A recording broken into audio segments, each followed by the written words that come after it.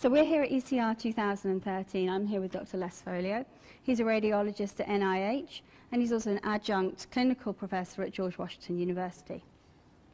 Les, you've just finished your presentation here at ECR. Do you want to tell us a little bit about your paper and the reception that you had here?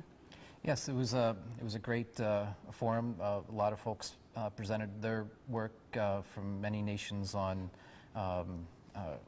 the quality of the images, but also the quantification. Some folks got into the matrix, the texture analysis. There were 2 or 3 papers on that, which I was fascinated with. We looked at volume and density, so just not just the volumetric size of tumors, but also the density within. And we, I think where ours was novel is we trimmed a histogram of CT density after IV contrast to look at all tumors, all metastatic tumors that were greater than a centimeter, as if they were just one clump of a large mass, and looked at, in addition to the size, the volumetric density within them, trimming the histogram in such a way that we can cut out what we see as noise or lung, which we don't need into the tumor because that's not part of the tumor, and vasculature, which would be over 180 or 200 Hounsfield units. So being able to trim that histogram, which the Carestream engineers that we worked with allowed us to do, we would ask them, hey, can you make this configurable? Leveraging software that we had developed last year and will be published in Academic Radiology in a few months on metastatic melanoma, allowed us to leverage a software capability where they allowed for a one-button approach where you click the one button and it finds every prior lesion and identifies it on the follow-up exam using the power of registration, not just the linking of exams anatomically, but being able to read, from what I understand, anatomic recognition of the equivalent anatomy at the equivalent axial slice, and being able to find every prior lesion using then refined registration based on its location on the follow-up exam, saving time. It's twice as fast according to a study we also are going to have published. So that's a really powerful tool for you to be able to have that capability. Yes, I think so. It is now FDA approved, and we helped with that. With saving time, observations are more consistent, especially in the Phantom. There was absolutely no difference in many of the observations because the computer would do it, and the computer doesn't argue. It just segments the lesion and it's done. There's nothing to argue about.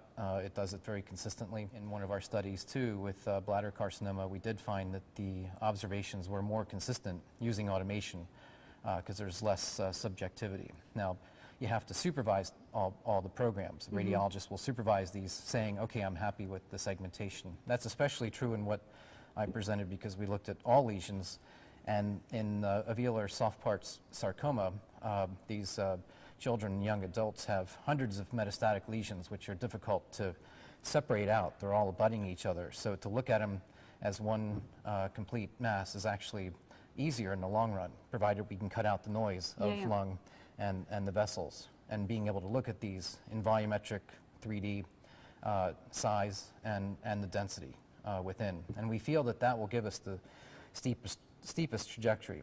And steep trajectories over time, plotting the tumor hopefully on a downward slope as they disappear, will then allow us to detect responsive chemotherapy agents at earlier time points. And I think that's a major point as well.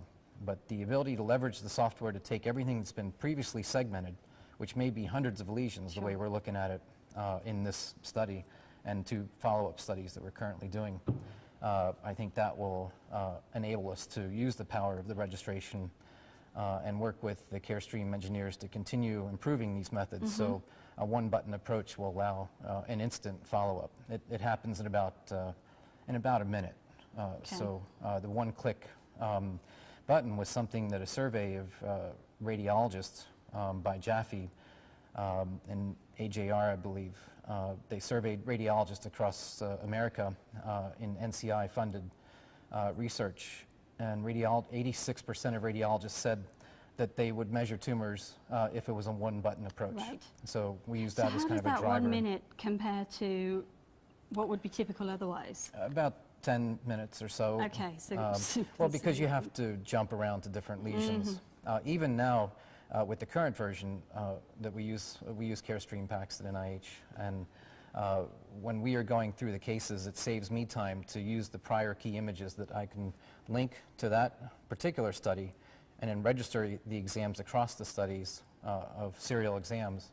Allows me to click through by location after I'm done my general qualitative radiologist read that we're trained to give. After that's complete, then I go to my to the power of the lesion management application, the registration, go through the images, and there might be 5 to 10 lesions that we're following up. So it clicks to those locations, and in the next version, 11.4, we'll be able to use what we created last year to be able to then just automatically segment on that follow-up exam. And I think it's just my feelings, but I think if this is widespread and available within PACS, then that would be something that radiologists may use more often. Yeah, I mean, certainly from a business point of view, but obviously from a patient care as well.